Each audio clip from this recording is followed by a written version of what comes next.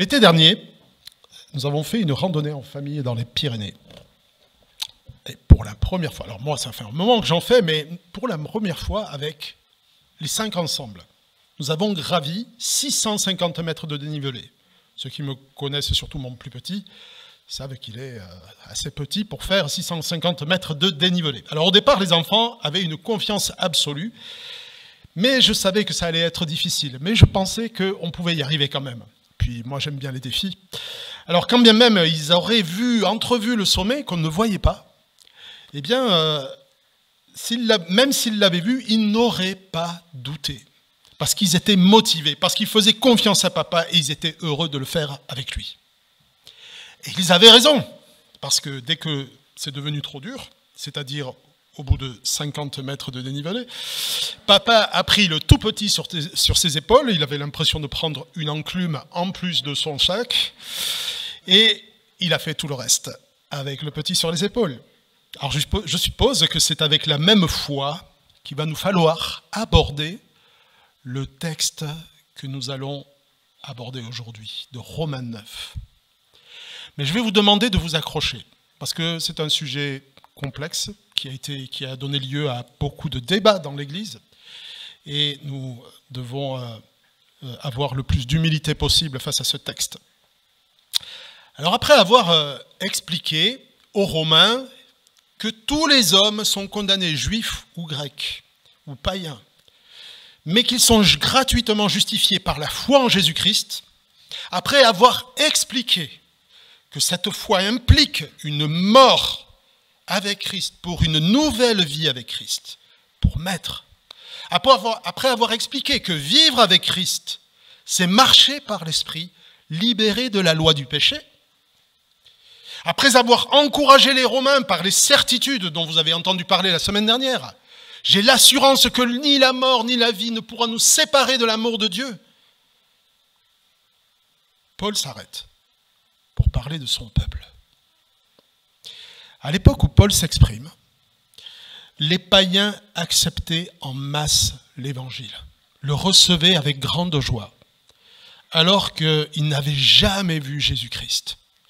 Et contrairement aux Juifs qui, eux, avaient reçu les promesses et pour certains d'entre eux avaient vu Christ et ne s'étaient pas tournés vers lui.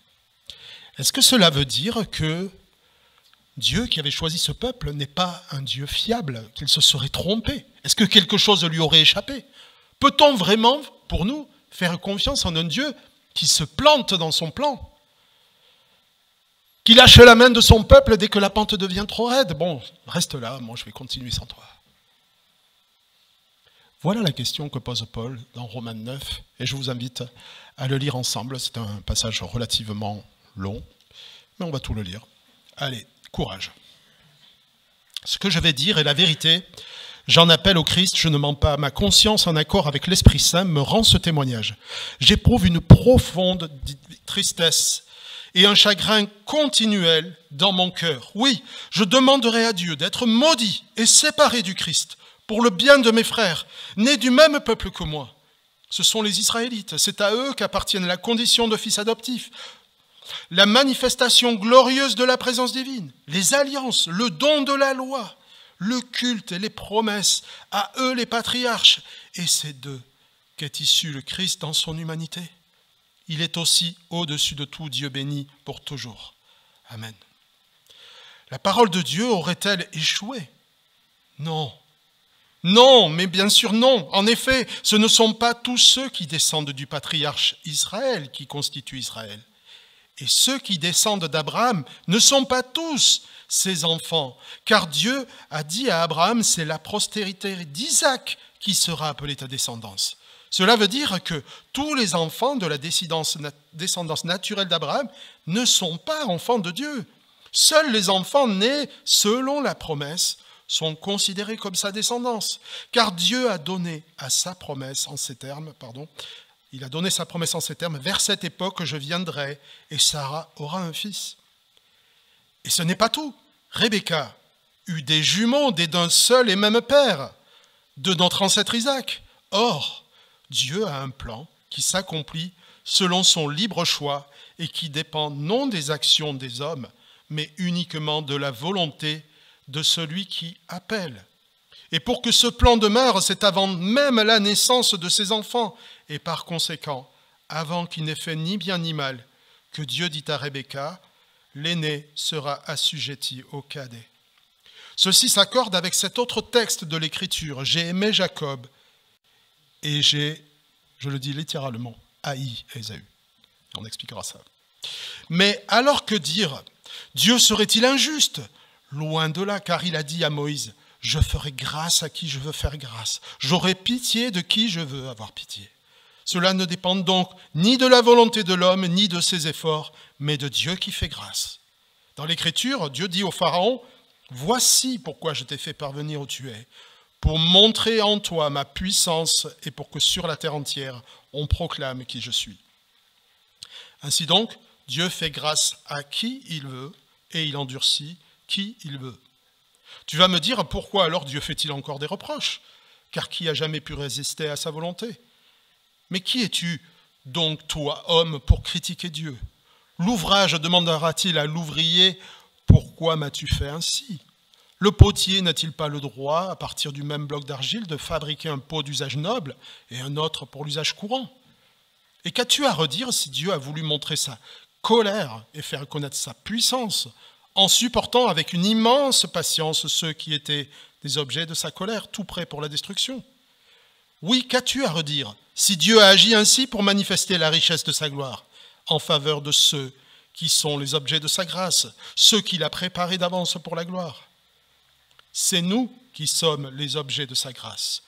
Nous qu'il a appelés non seulement d'entre les Juifs, mais aussi d'entre les non-Juifs.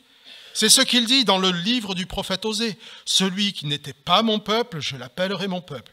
Celle qui n'était pas la bien-aimée, je la nommerai bien-aimée. » Au lieu même où on leur avait dit « Vous n'êtes pas mon peuple », on leur dira alors « Vous êtes les fils du Dieu vivant. » Et pour ce qui concerne Israël, Ésaïe déclare de son côté « Même si les descendants d'Israël étaient aussi nombreux que les grains de sable au bord de la mer, seul un reste sera sauvé.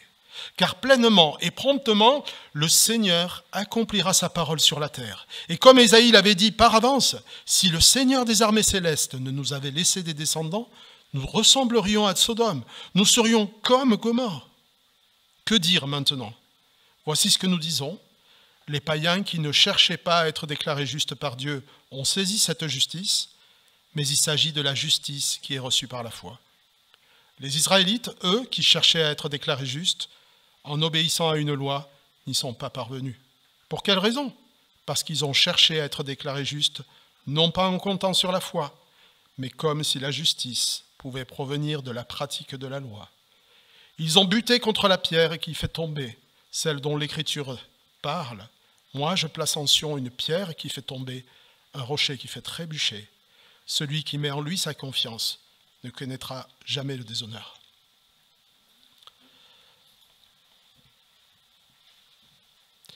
Si je devais donner un titre à ce texte, je dirais « Dieu choisit ». Point barre. Que le Seigneur vous accompagne.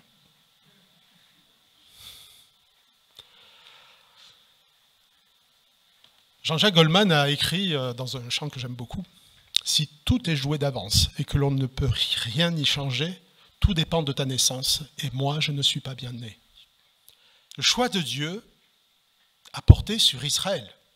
On est bien d'accord. Mais pourquoi un tel échec? Dans un monde qui allait inexorablement, depuis la chute, vers la perdition éternelle, Dieu s'est choisi un homme, Abraham, un adorateur de la lune. Il lui a dit, va vers le pays que je te montrerai. Et c'est à cet homme qu'il a plu à Dieu de faire cette promesse, tous les peuples de la terre seront bénis à travers ta descendance parce que tu m'as obéi. Il l'a justifié en raison de sa foi.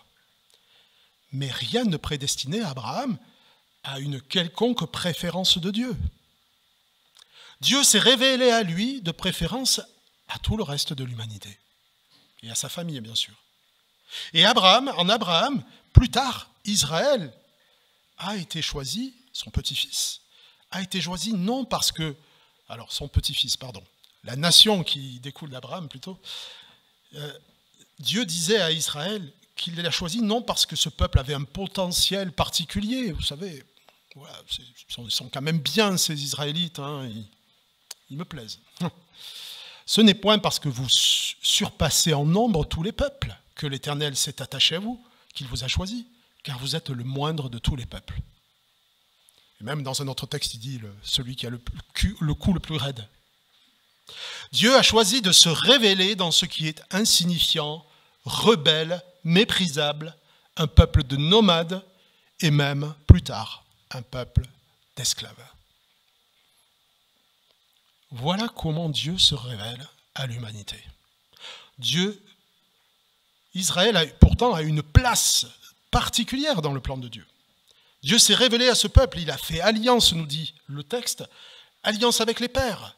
Il a reçu la Torah, l'expression de la volonté de Dieu.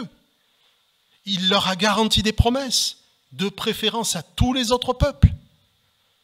Le salut vient des Juifs, disait Jésus. Il leur a témoigné sa faveur par de grands prodiges. Ils ont été témoins de sa gloire, qui les devançait et qui fermait leur marche pendant les pérégrinations dans le désert. C'est d'eux qu'est issu le Messie dans son humanité, de sorte que le salut vient bien des Juifs. Ils ont la préférence de Dieu. Pourtant, dans sa grande majorité, le peuple d'Israël n'a pas cru au Messie. Une question se pose alors. Mais Dieu se serait-il trompé? Ils ont reçu la Torah, mais la Torah n'a-t-elle eu aucun effet? Est-ce que la parole de Dieu est si peu puissante? Voilà la question que pose ce thème qu'aborde Paul ici dans Romains 9. Est-ce que le rejet de la majorité serait un échec, une faille dans la souveraineté de Dieu? Peut-on vraiment faire confiance en un Dieu qui n'a aucune maîtrise sur les événements? Non, répond Paul, car cela avait été annoncé.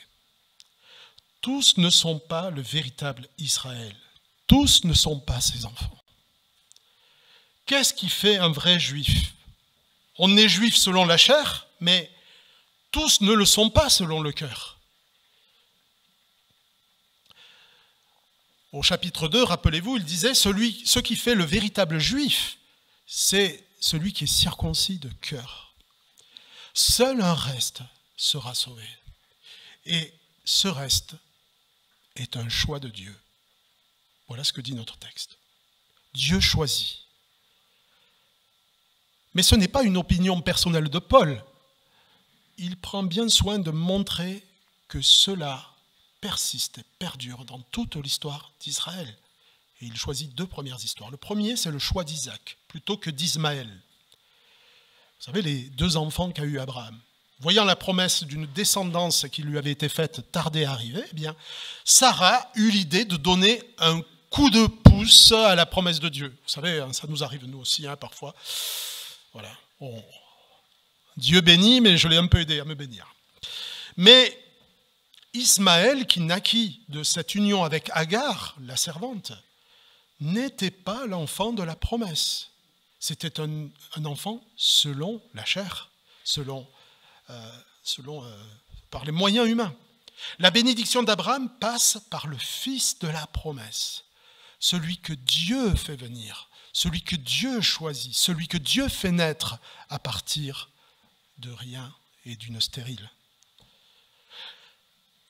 Ainsi, tous les enfants, nous dit le verset 8, de la descendance naturelle d'Abraham ne sont pas enfants de Dieu. Mais ce premier exemple pourrait nous laisser penser que, en fait, Dieu n'a pas besoin qu'on l'aide à accomplir son plan. Mais le deuxième exemple vient réappuyer pour qu'on comprenne bien. Il ne laisse aucun doute. Des deux jumeaux qu'a eu ensuite Isaac, qui sont nés de Rebecca plutôt, Jacob a été préféré à Ésaü. Dieu avait annoncé avant, dans Genèse 25, l'aîné sera assujetti au cadet. Donc l'histoire de Jacob et d'Ésaü nous montre que Jacob a utilisé la ruse Et là, ce sont bien des moyens humains, et même terriblement injustes. Jacob, d'ailleurs qui veut dire trompeur, a utilisé la ruse pour marchander à son frère son droit d'aînesse.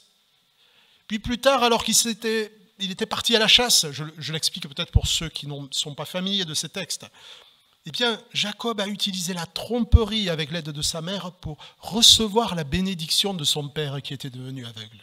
Il s'est fait passer pour son grand frère. Mais cette trahison, nous dit Paul, accomplit le plan que Dieu avait établi d'avance, car Dieu est souverain même sur le mal. L'aîné devait être assujetti au cadet. Le choix de Dieu transgresse les catégories humaines. Il est le Dieu des grands renversements. Il se révèle à ceux qui ne l'honorent pas. Et comme pour enfoncer un clou supplémentaire, Paul cite cette phrase troublante que Dieu a transmise plus tard par la bouche du prophète Michée. « J'ai aimé Jacob et j'ai haï Ésaü. » Nous croyons en un Dieu qui est. Alors, rassurez-vous, cette phrase mérite une explication. Est-ce que Dieu est les hommes qu'il crée ? Alors, on va essayer de dépatouiller cela. Dans Luc 14, Jésus lui-même s'exprime dans ces termes. Si quelqu'un vient à moi, et s'il ne hait pas son père, sa mère, sa femme, ses enfants, ses frères et ses sœurs, et même sa propre vie, il ne peut être mon disciple. Faut-il haïr ses parents ? Faut-il haïr sa propre vie ? Non, non, bien sûr. C'est ce qu'on appelle, alors, excusez l'expression, un idiotisme. Mais plus spécifiquement, une expression idiomatique, une sorte de métaphore pour expliquer un tout, et qui doit être prise dans son tout et non pas sortie du contexte. Exemple, couper l'herbe sous le pied. Arlette, je vais te couper l'herbe sous le pied. Hein, je vais venir chez toi, tu vas te mettre dans ton jardin. Ah, mais tu n'as pas de jardin. Donc... Alors bien sûr, tout le monde comprend que c'est hors contexte, ça ne veut rien dire. Mais par contre, si on le met dans un contexte, et ce que ça veut dire au sens imagé, eh bien, tout le monde comprend. Une expression idiomatique. Donc cela a un tout autre sens. Pour revenir à la citation de Malachie, eh bien, elle explique que Jacob a eu la préférence, quelle a été, la préférence de Dieu, et qu'elle est démesurément en faveur de Jacob par la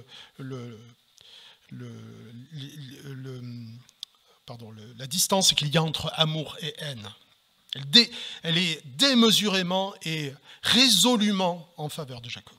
Le trompeur, le voleur, face à celui qui, selon nos yeux, il a juste méprisé son droit d'aînesse. Mais aux yeux de Dieu, c'est peut-être plus grave. Dieu n'a pourtant maudit ni Ésaü, ni Ismaël. Le premier, Ésaü, a été le père des Édomites, un peuple puissant, et il a eu une certaine bénédiction dans ce sens. Et le second, eh bien, Ismaël, c'est le père des Arabes. Dieu n'a pas été, d'ailleurs on le voit dans le récit de la Genèse au chapitre 21, il n'a pas été insensible lorsque sa maman a été jetée dans le désert, en pâture dans le désert avec son fils. Au moment où elle croyait mourir dans le désert, Dieu lui dit « N'aie pas peur, car Dieu a entendu le garçon là où il est. » Et cet enfant aura une nation, lui aussi, il aura une postérité nombreuse, et c'est la promesse qu'il recevra. Néanmoins, mais pas la promesse du peuple élu. Ces deux rappels de l'histoire d'Israël n'ont d'autre but que de nous interpeller que la véritable descendance est un choix de Dieu. Ainsi, la question posée au début reçoit sa réponse. Non, la parole de Dieu et les promesses à l'égard d'Abraham ne sont pas restées sans effet. Rien n'a échappé au plan de Dieu. Même si les descendants d'Israël étaient aussi nombreux que les grains de sable au bord de la mer, Ésaïe disait, seul un reste sera sauvé. On ne naît pas sauvé. Pour être sauvé, il faut recevoir le Sauveur. C'est pas parce que ton papa ou ta maman était croyant que tu ne dois pas faire cette expérience personnelle de recevoir un sauveur parce que tu es perdu, même si papa et maman étaient chrétiens et si tu as toujours été dans une église depuis tout jeune. C'est un rappel de Dieu que nous recevons le salut. Dieu est cohérent, il veut des personnes dont le cœur est vraiment à lui. Donc le sujet de ce chapitre, c'est donc celui du choix souverain de Dieu par lequel certains reçoivent le salut et d'autres pas. Abordons-le avec le côté piquant dans les oreilles. Mais cela se pose une autre question. Dieu n'est-il pas injuste en agissant ainsi? Paul aborde la question clairement. Dieu est-il injuste? Dieu choisit l'un et pas l'autre. Est-ce que c'est vraiment juste? Et Paul va maintenant utiliser deux autres exemples. Et le premier, c'est celui du choix de Moïse. Face à la tâche qu'il attendait en descendant du mont Horeb, eh bien, je vais y arriver. Lorsqu'il descendit du mont Horeb avec les tables de la loi, Moïse a demandé un signe de la faveur de Dieu. Comment allait-il savoir qu'il avait la faveur de Dieu devant la tâche immense qu'il avait? Il a un peu posé la toison comme Gédéon. Hein. Et il dit ceci dans Exode 33, « À quoi reconnaîtra-t-on que j'ai obtenu ta faveur, moi ainsi que ton peuple, sinon, si tu marches avec nous, et si nous sommes ainsi distingués, moi et ton peuple, de tous les autres peuples de la terre ?»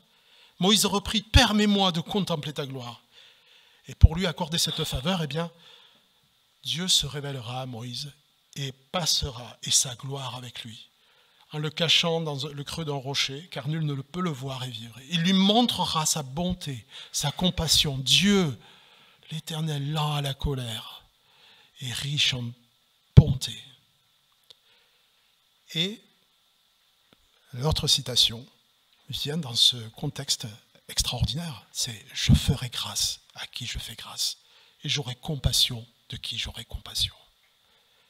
Personne ne m'enseignera ce que je dois faire. » Moïse a la faveur de Dieu, et Dieu se révèle à celui qui a sa faveur.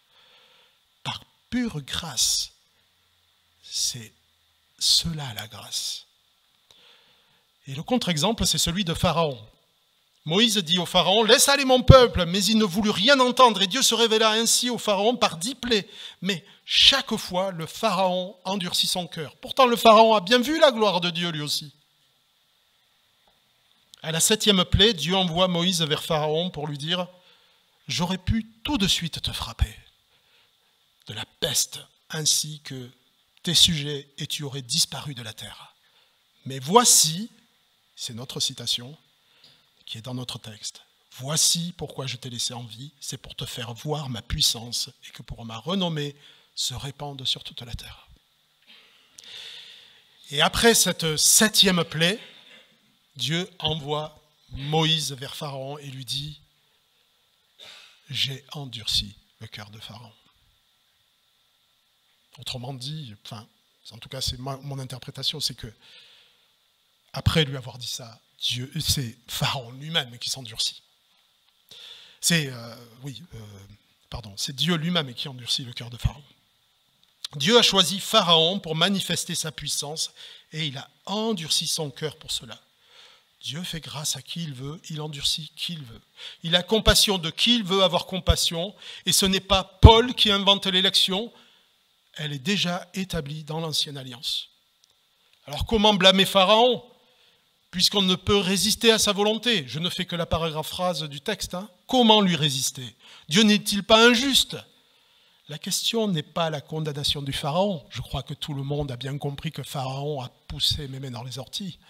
Mais je crois que cela ne fera pas débat. Mais ce qui interpelle, c'est que cette condamnation soit déjà arrêtée. En endurcissant Pharaon, Dieu ne fait rien d'autre que le laisser aller à sa propre rébellion. La question qui se pose pour Pharaon se pose alors pour l'humanité entière. Et voilà pourquoi Paul évoque cette image du potier. Il transfère ce qui s'est passé à Pharaon à toute l'humanité. Nous sommes tous faits de la même pâte humaine, mais déchus depuis la chute. Le péché est à ce point dévastateur que toute l'argile est infectée. Si la création n'a pas été détruite, c'est à cause, et notre texte le dit, c'est à cause de ceux qui vont recevoir le salut. Ainsi, Dieu continue à donner la vie, en faisant d'une même pâte infectée par le péché, des vases d'usage noble et des vases qui seront détruits.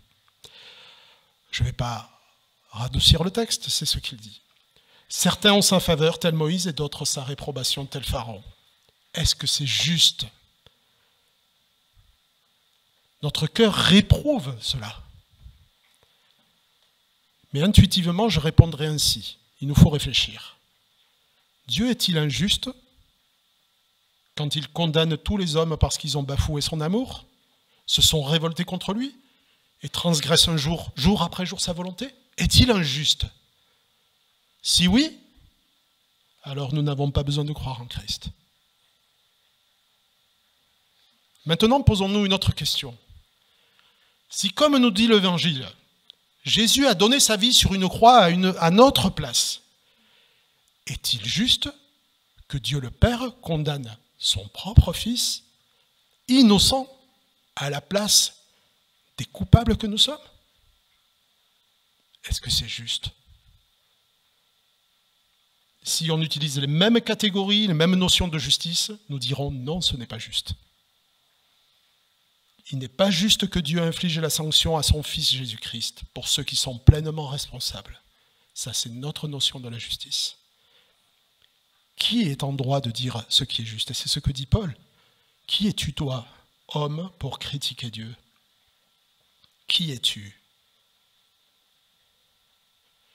On ne demande jamais à un condamné à mort, je ne suis pas en train de parler de la peine de mort, mais on ne demande jamais à un condamné à mort de faire une conférence sur ce qu'est la justice. Venez tous, c'est moi qui vais vous expliquer. On sait tous que sa définition de la justice sera biaisée. Sinon, il se condamne lui-même. C'est plutôt au juge, du juge, que nous attendons qu'il soit impartial. Lui seul peut nous enseigner le droit et nous dire ce qui est juste et ce qui ne l'est pas. Et que sommes-nous en réalité? Rien d'autre que des condamnés à la mort spirituelle. Voilà la mauvaise nouvelle avant la bonne. Et notre notion de justice ne peut qu'être biaisée. Il ne peut pas en être autrement face à cette perdition éternelle. Ce n'est pas nous le potier, c'est lui. Ne le taillons pas à notre image. Ne le taillons pas à notre image. Je suis comme Paul, j'éprouve un chagrin continuel, et je suis sûr que beaucoup parmi nous l'éprouvent aussi, quand je vois ceux, particulièrement de ma propre chair, de ma famille, de ceux que j'aime, qui ne se tournent pas vers Dieu. Et peut-être un jour, mes enfants. Et j'éprouve et je ressens la douleur de ceux qui ont des enfants qui ne se sont pas tournés vers Dieu et qui en sont attristés. Mais je crois que quoi qu'il arrive, Dieu est juste. Et je ne contesterai pas avec celui qui m'a acquis une justice imméritée. Ce n'est pas à moi de contester ça.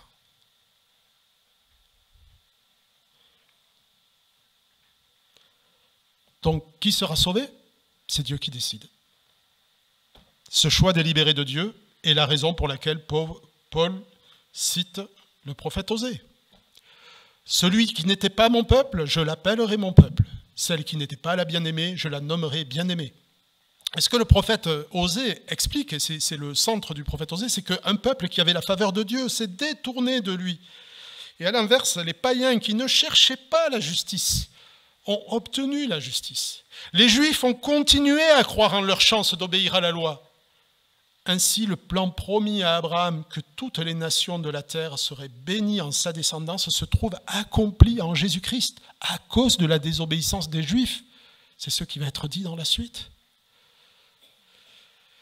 Cette question de l'élection de Dieu a quelque chose de dérangeant, notre conscience la réprouve. Alors certains peut-être ne vous embrouillez pas avec les termes que je vais utiliser, mais on va schématiser, il y a deux camps, les arminiens et les calviniens. Les arminiens croient que le choix est mien, sans que Dieu n'ait rien voulu là-dedans. Et ce n'est pas une question de, comment dire, en tout cas, selon moi, en tout cas, je pense que c'est une question faussement seconde, pardon. Mais on peut vivre ensemble dans une église en n'étant pas d'accord sur cette question. Les arminiens pensent que le choix est mien sans que Dieu n'ait rien voulu là-dedans. Et ils invoquent certains versets et qui clairement disent la chose, j'ai mis devant toi et la mort et la vie, la bénédiction et la malédiction. Choisis la vie afin que tu vives, toi et ta descendance.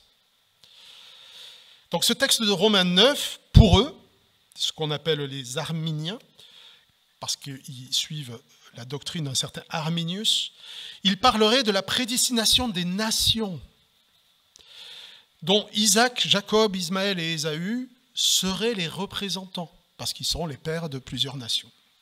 Mais Paul est plutôt en train de dire qu'Ismaël et Ésaü, contrairement à ce qu'on pourrait croire, il est en train de dire qu'Ismaël et Ésaü représentent Israël selon la chair qui ont été rejetés de Dieu. Les enfants de la promesse, et parmi eux les païens, sont plutôt représentés par Jacob et Isaac. C'est en fait un renversement. Paul ne parle pas de nation, mais donne des exemples dans l'histoire d'Israël de personnes choisies au détriment d'autres. Et quand il parle de vases d'argile, d'un usage vil, et d'autres d'un usage noble, cela colle difficilement avec des nations. D'ailleurs, la question que je pose, c'est les humains ont-ils en eux-mêmes et indépendamment de Dieu le pouvoir de choisir la vie? Alors, les arminiens affirment que Dieu retiendrait sa souveraineté pour laisser à l'homme le choix. On appelle ça la théorie du Tzimtzum. C'est un truc de théologien. Mais si Dieu laisse une sorte de vide métaphysique dans lequel il n'agit pas pour que l'homme prenne lui-même ses décisions, cela s'appelle être livré à ses propres penchants. Et on sait très bien ce que la Bible appelle cela.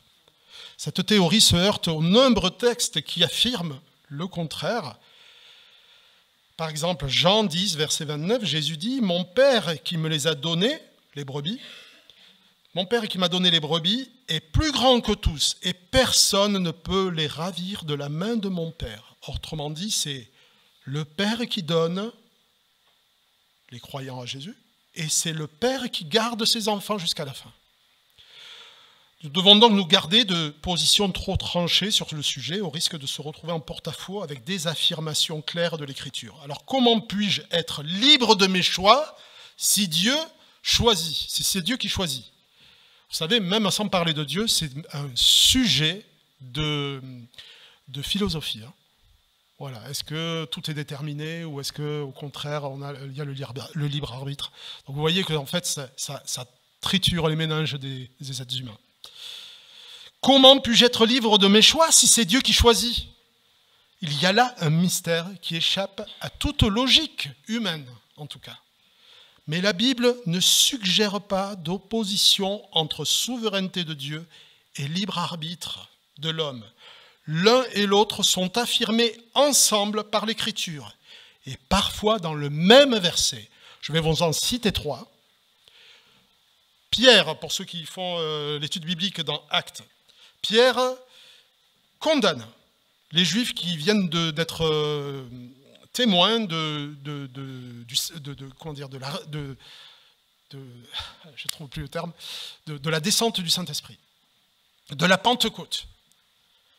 Il leur dit, cet homme dont le dessein a été arrêté selon la prescience de Dieu, vous l'avez crucifié. Jésus a été de toute éternité, il savait qu'il devrait mourir sur une croix, et c'est vous qui l'avez crucifié. Un autre texte, mettez en œuvre votre salut, car c'est Dieu qui produit en vous le vouloir et le faire. Alors, est-ce que Paul est débile, ou est-ce qu'il le fait justement parce que c'est comme ça. Moi, je vous suggère la deuxième solution. Alors, je n'utiliserai pas le même adjectif pour Jésus, bien que je crois que parole de Paul est parole de Dieu aussi, parce que inspirée. Mais je dirais, tous ceux que le Père me donne, vous reconnaîtrez l'auteur, viendront à moi. Ça s'appelle l'élection.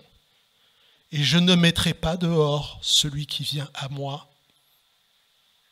L'offre gratuite de l'évangile à laquelle nous répondons. Vous voyez, dans le même verset, vous pouvez avoir les deux.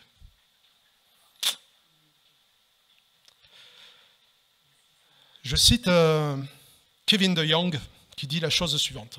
La caricature que l'on fait des calvinistes, c'est-à-dire qu'ils croient en un Dieu qui choisit capricieusement de créer d'innocentes personnes afin de les damner ensuite pour sa gloire, si c'est ça, si c'est ce que les arminiens pensent être la conviction des calvinistes, ils devraient avoir honte.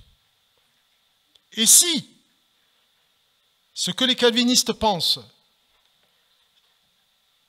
c'est que Dieu choisit capricieusement de créer d'innocentes personnes afin de les damner ensuite pour sa gloire, si c'est ça qu'ils pensent, alors qu'ils aient honte. Nous ne croyons pas que Dieu fabrique des jouets simplement pour les pulvériser dans le micro-ondes de son jugement. Ce que je vous suggère, c'est de prendre l'image du début. L'enfant qui tient la main de son père lorsqu'il commence à gravir la montagne a une logique qui n'est pas celle de son père. Son père sait où il va, l'enfant ne sait pas. Il ne sait pas pourquoi il lui tient la main, mais il lui fait confiance. Et je crois que c'est ainsi que nous devons aborder des textes comme celui-ci. La question du salut, c'est une montagne à gravir. Et il nous faut tenir la main de notre Père de toutes nos forces.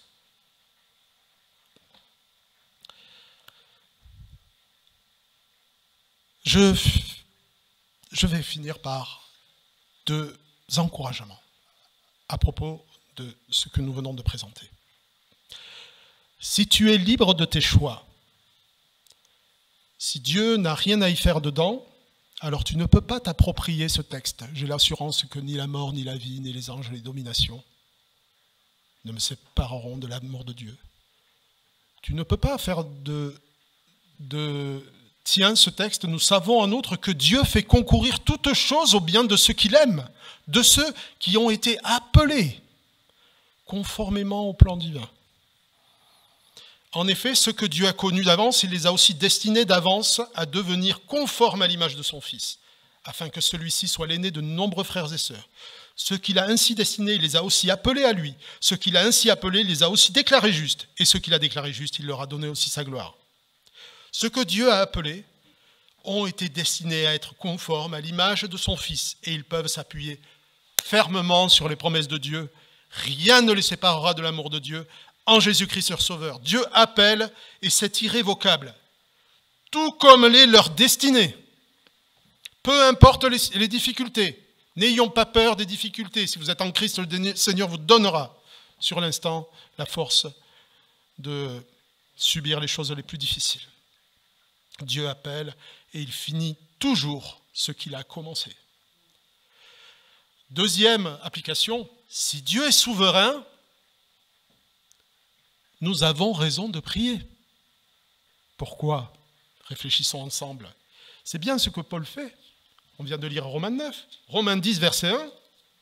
Frères, je souhaite de tout cœur que les Israélites soient sauvés.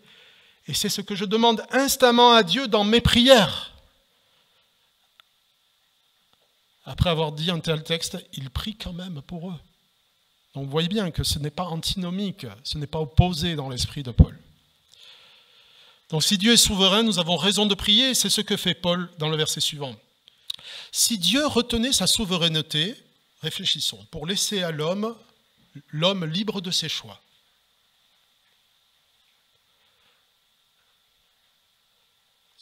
Si c'est l'homme qui est libre de ses choix et que Dieu n'intervient pas, mais pourquoi prier pour le salut des âmes?